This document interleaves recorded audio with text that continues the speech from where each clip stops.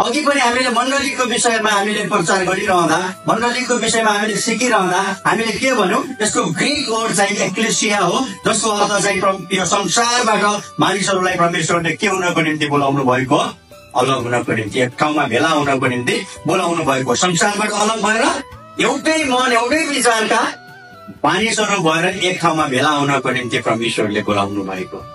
त्यसै गरी प्रत्येक विश्वासीको जीवनमा परमेश्वरले एउटा बोलावट हालिदिनु भएको छ।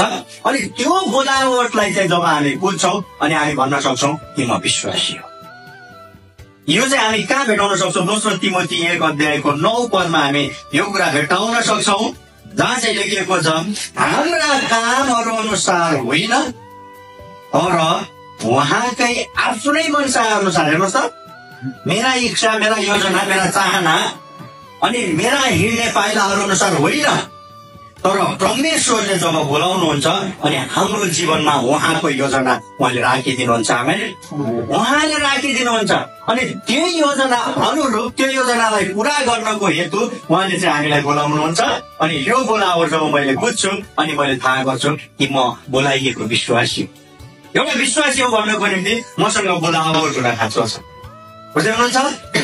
एउटा विश्वासी हो भन्नको निम्ति मैले मेरो बोलावटलाई बुझ्न खाँचो छ। अब यहाँ बोलावट धेरै प्रकारका हुन सक्छन्, होइन?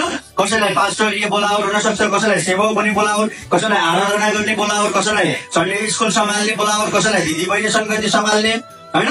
अथवा सुसमाचार प्रचार गर्ने, सेवा गर्ने, एकअर्कालाई उत्साह दिने, त्यहाँ बोलावटहरू अनेक किसिमका हुन सक्छन्। तर प्रत्येक व्यक्तिलाई परमेश्वरले बोलाउनु भएको छ।